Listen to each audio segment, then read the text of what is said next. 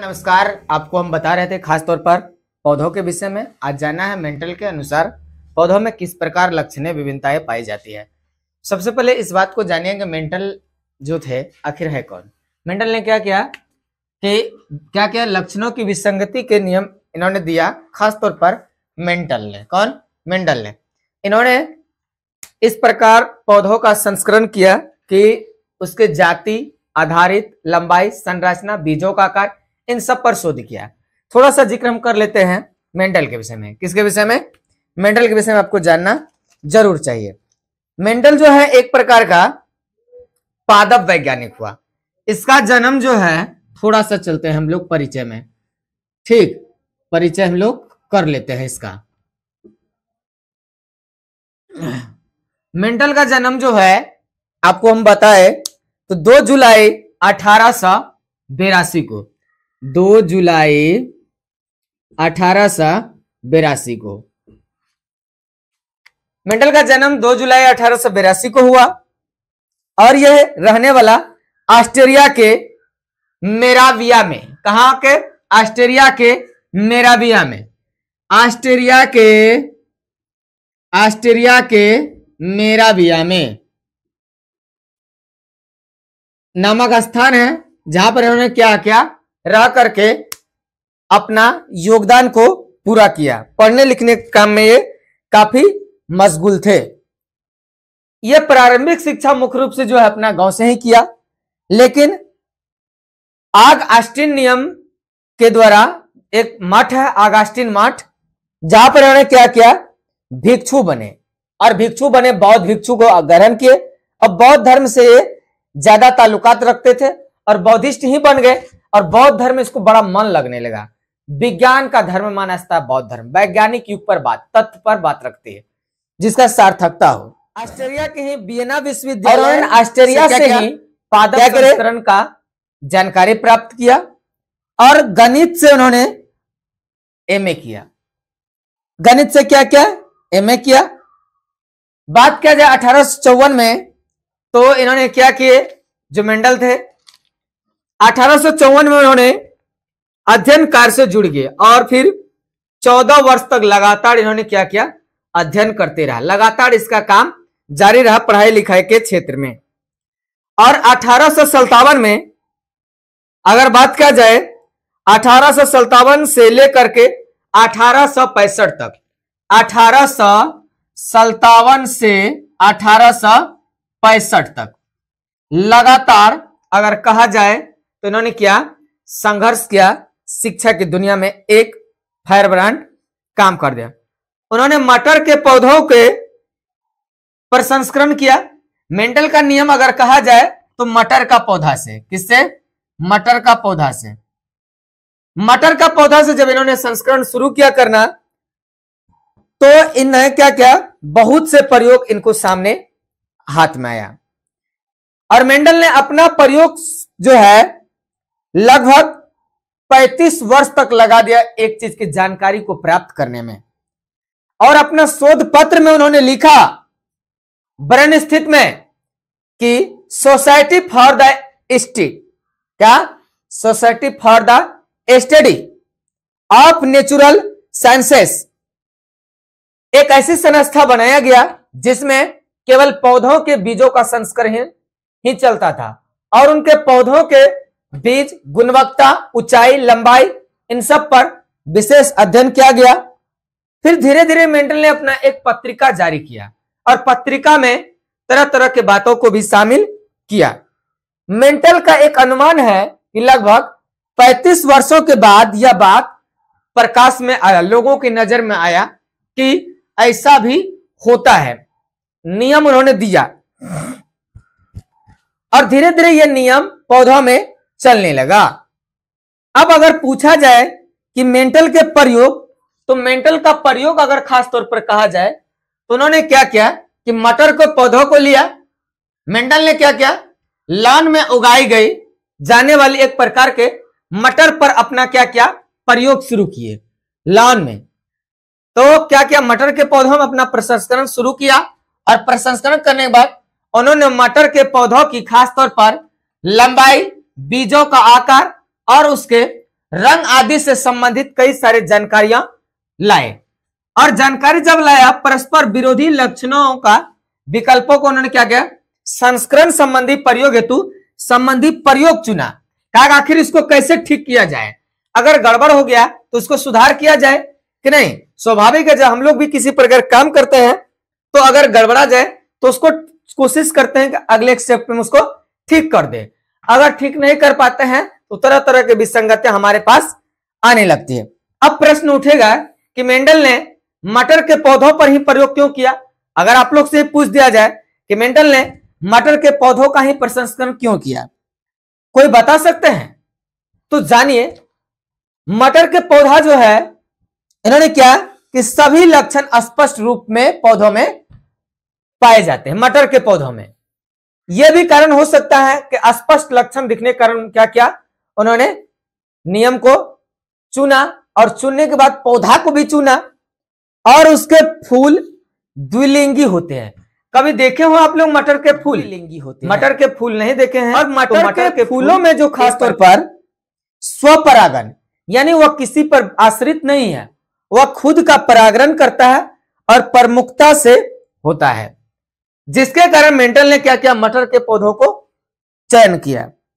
और यह भी बात हो सकता है कि मटर के संस्करण में समय या फिर मटर के समय संस्करण के समय हो सकता है मटर का ही फूलों पर प्रयोग करने की सुविधा होती होगी। यह भी हो सकता है कि देखा कि चलो भाई आसान इसी में है तो इसी पर प्रैक्टिस किया जाए।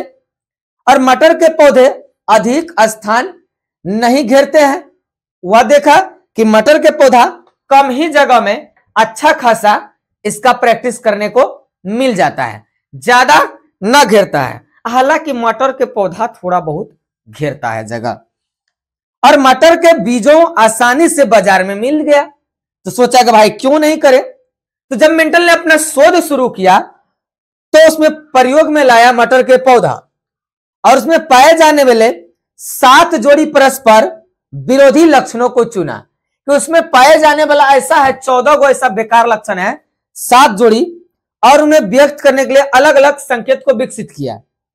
एक तो लंबाई हो, दूसरा बौना इखोजा मतलब ज्यादा, तीसरा खुला, गोल बीज तो झुर्रीदार पौधा, और पीला तो दूसरा हरा। इस सब कुछ जब किया तो मेंटल को पता चला कि यार मेरा कहीं तो सफल बेकार नहीं जा रहा है। इन सारे चीज करने के बाद मेंटल ने अपना स्टेप बढ़ाया नियम के लिए। तो नियम दिया युग्म कारकों का नियम। मेंटल ने क्या नियम दिया? युग्म कारकों का नियम। और उन्होंने बताया कि इस नियम के अनुसार किसी भी जीवधारी हो, युग्मन के कारकों का नियम पर कहा कि इसमें किसी भी जीवधारी हो, पादप हो अथवा जंतु हो, उसके लक्षण इकाई लक्षण होते हैं। क्या होते हैं?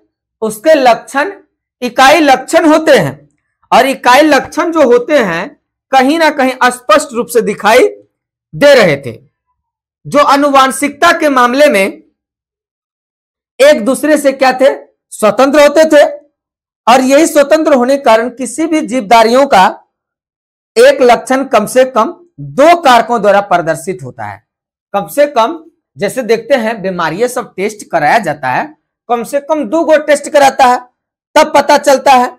और एक ही दूसरा वे हो सकते हैं कि मान चले कि वह एकांतर लक्षण को क्या क्या प्रदर्शित किया, और प्रदर्शित करते समय एकांतर अथवा परस्पर विरोधी हो सकता है, यह भी तो उनको मिल सकता है। और जब विरोधी हुआ तो उसके लक्षण क्या हुए? प्रकट करने वालों को कारक को मुख्य रूप से युग्मन विकल्पी ही उनको क्या किया? कह दिया, या फिर एलील कहते हैं। और इस नियम को क्या प्रतिपादन करने के बाद उसको कहा कि मटर का पौधा जो इसमें 7 तरह के जोड़ियां पाया जाता है जो इसका परस्पर विरोधी है, तो क्यों ज्यादा झंझट करे। उन्होंने एक आसान सा ट्रिक्स लिया। क्या कोई भी दुनिया का जीव जंतु हो, चाहे पादप हो या जंतु हो, इस सब में कहीं ना कहीं क्या है? किसी न किसी प्रकार का पाया जाता है। तो सब बड़ा आसानी से भाई सोचा अरे क्या हो गया। तो इन पर उन्होंने क्या बड़ा मंथन किया और फोकस से पाया क्या ऐसा हो सकता है, और वैसा ही हुआ। अब आता है प्रभाविता का नियम। प्रभावित भी हुआ। क्या है प्रभाविता का नियम, इसको भी जानिए। जब इस नियम के इन्होंने लॉन्चिंग किया तो पता चला कि जब दो परस्पर विरोधी लक्षण वाला हो, जब दो परस्पर विरोधी लक्षण वाला हो तो एक ही पौधों के बीच जो है परागन क्रिया होती है। क्या होती है, पौधों में परागन की क्रिया होती है, तब कहीं जाकर के निषेचित होता है। क्या होता है, तब जाके कहीं निषेचित होता है। और निषेचित के प्रांत प्रथम श्रेणी में क्या होता है, उनके पीढ़ी केवल एक ही लक्षण प्रकट करता है। पहला पीढ़ी एक ही लक्षण को प्रकट करेगा और दूसरा लक्षण अप्रभावी होता है। प्रभाव हो भी सकता है और प्रभाव नहीं भी हो सकता है। जो लक्षण प्रकट होता है और वही लक्षण मुख्य रूप से प्रभावी लक्षण भी कहा जाता है। अगर इसका हम व्याख्या की बात किया जाए, क्या किया जाए, इसकी व्याख्या की बात किया जाए तो व्याख्या हमारे सामने कुछ जटिलता नियम लेकर के उभर आया। क्या हम इतने में मानने वालों में से नहीं है। और जब मेंटल ने अपने प्रयोग में लाया, देखा लंबाई और बौनी दो प्रकार की जातियां हैं, एक लंबी दूसरा बौनी। क्या, एक लंबी दूसरा बौनी, लंबी पौधा और बौनी पौधा। ठीक, इतने तक नहीं, लंबी पौधा और बौनी पौधा दो अलग अलग मटर के क्या थे, पौधा थे। और दोनों का देखा कि आखिर क्या कारण है, एक का लंबा एक का बौना, तो दोनों में इसका थोड़ा चलने लगा। और किसी में किया कि गोल बीज, कैसा बीज, गोल बीज और झुर्रीदार पौधा, बीज गोल और झुर्रीदार पौधा, झुर्रीदार पौधा। तो सोचा कि यार आखिर ये हो क्या रहा है। कहीं कहीं देखा पीला रंग, पीला रंग, और फिर क्या, रंग पीला तो होता है, इसके साथ साथ मेंटल को यह भी पता चला कि किसी किसी का हरा भी होता है। यह मेंटल का प्रयोग है, व्याख्या उन्होंने बताया कि एक बौना है तो कहीं लंबी है, कहीं गोल बीज तो कहीं झुर्रीदार पौधा, कहीं पीला रंग तो कहीं हरा रंग। ये मेंटल का अपना नियम था। और इन्होंने जब प्रसंस्करण किया तो उसको पता चला कि बौनेपन का लक्षण संकर पौधों की अपेक्षा जो है अप्रभावी है, इसमें किसी प्रकार का प्रभाव नहीं पड़ता है। और इस प्रकार ने क्या क्या नियम दिया और आरेख के रूप में इसको दर्शाया। और हम कल बताएंगे आपको इसी का प्रभाविता का नियम आरेख के रूप में मेंटल ने किस प्रकार व्याख्या किया, इस पर एक आरेख चित्र बना करके हम आपको बताएंगे। तो आज के लिए इतना ही रखते हैं। जय हिंद, जय भारत।